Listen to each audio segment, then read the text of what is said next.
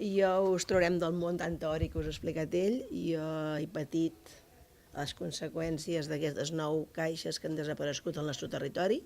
A més de les 9 caixes, que ja sabeu, també han desaparegut les caixes rurals, unes altres 9, i jo he treballat 25 anys dintre d'una d'aquestes entitats. Llavors, aquella taronja podrida que s'ha presentat abans el professor Sanchis en el seu llibre que ha editat sobre el tema del sistema financer al món valencià, doncs jo l'he viscut directament al món català. I què us he de dir? Doncs a veure les males pràctiques que s'han arribat a portar, perquè el que deien ells, meus companys, el que manava allà era el govern polític. Llavors, els crèdits que es havien de concedir al benestar de les famílies, ajudar els petits obrers, aquell crèdit es va tancar. Es havia de promocionar la d'això del totxo, perquè estava de moda el totxo i es havien de donar hipoteques a projectes que veies que no arribarien a cap lloc, que allò no es podia ni pagar, però quan arribava a un departament i deia això no es pot pagar, les instàncies de més amunt en deien que allò ho havies de concedir perquè ells ja ho havien pactat. Això s'ha anat fent la bombolla gran perquè semblava que el tema de la construcció no s'acabaria mai. Què va passar? Doncs que va petar. Tots endeutats, les famílies no se'ls ajudava, no podien subsistir, i aquest és un dels passats que jo he viscut, que ha sigut bastant dur. L'altre exemple que us puc posar, que ha sigut també, diguem-ne, el garrafal, han sigut les preferents. En aquest tema també us he de dir que nosaltres, com a empleats, la informació que ens havia de donar l'entitat no ens la donava. Vull dir, la lletra petita no ens la donava. Estaves allà, ells marcaven els seus objectius i tu l'havies de complir. Si no el complies, tenies els correus amenaçadors, cada dia al dematí, a les 8 del matí, quan arribaves a l'oficina, ja tenies allà que et marcaven els marges que havies de fer de competència. Si t'hi negaves, doncs tenies els corresponents que sabies que ja t'arribaria el següent descurset. Però ells explicar-te com era una preferent o una deuta subordinada, jo, com a empleada, realment amb la lletra petita no la vaig tenir mai. Te la venien com un dipòsit. T'explicaven una mica la meitat. Te deien que, clar, que eren unes participacions de l'entitat. Els resultats de l'entitat, com també els maquillaven, doncs clar, tu pensaves, jo estic en una entitat forta, estava sanejada, com te se pot ocórrer que aquesta entitat pugui arribar a desaparèixer, per favor? Si fem ja 60, 70 anys que estem al món, com hem de desaparèixer? Tu, és que jo, des del meu punt de vista, ho veia impossible. Encara que, a veure, impossible no hi ha res, però dius, bueno, estàs aquí, aquesta entitat està caminant, està creixent, s'està expandint, com pot ser que puguis arribar? I clar, no. Llavors s'havien de fer les preferents, i a més el món de les preferents ha sigut més garrafal que el del deute subordinat. Perquè jo he arribat a veure persones que els seus únics estalvis estaven en preferents. Que et ve una persona a l'oficina i et diu és que em tinc d'operar de la cadera i necessito 25.000 euros i no els tinc a la llibreta perquè estan en preferents. Preferents bloquejades, no es poden tocar. I li has de dir, doncs mira, ja que no es pot tocar, li hem de fer un préstec.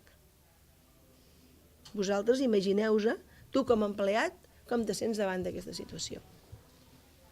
I a part, això, els preferents és que ja no tenen nom.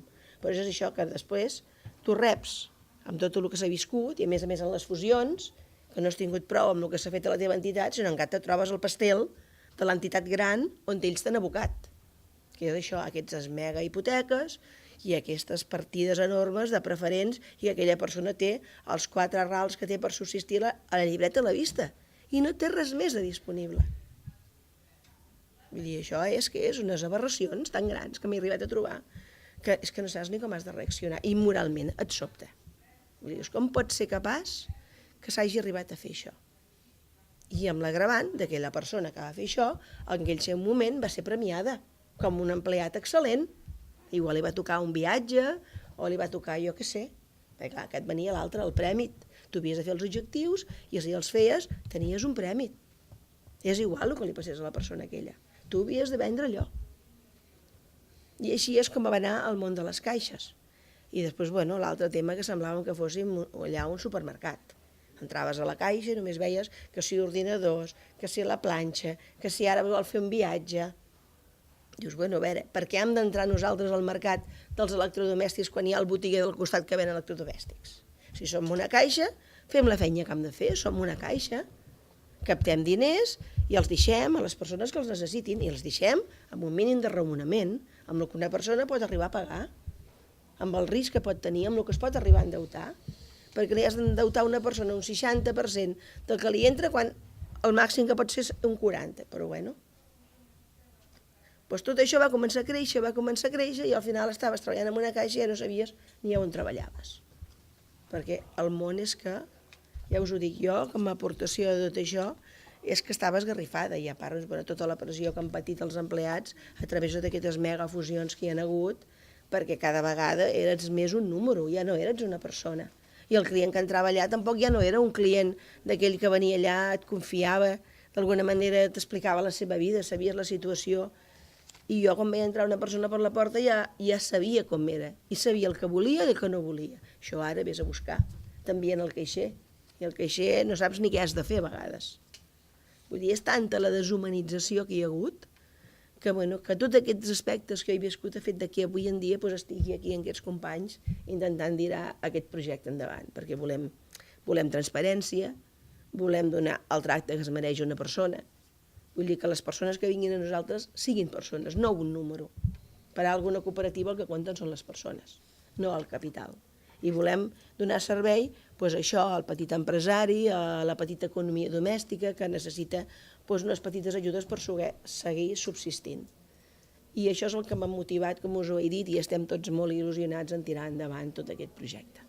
Per tant, no sé, potser ja que doni pas al president, perquè ja si us he d'explicar més coses, des que anaves al caixer automàtic a treure diners i et trobaves que et havien concedit un préstec de 6.000 euros i només calia que diguessis que sí, el tenies abonat al compte. Vull dir, clar, és que els que regíem l'oficina a vegades ni ens enteràvem que des de central del departament de crèdits havien fet com una loteria i aquell senyor, perquè tenia allà la nòmina domiciliada, li tocaven 6.000 euros de préstec. I si era un que anava així, deia, ostres meu, mira, bote, ja tinc 6.000 euros al compte. Després vés a buscar com els trobaràs altra vegada, no? Tot això ja eren uns impagats. Vull dir, això ho he vist, que un que no tenia res li han donat 6.000 euros d'entrada, clar, que ell ho ha aprofitat. Vull dir, he vist tantes coses que no tenen ni explicació que us en faríeu creus.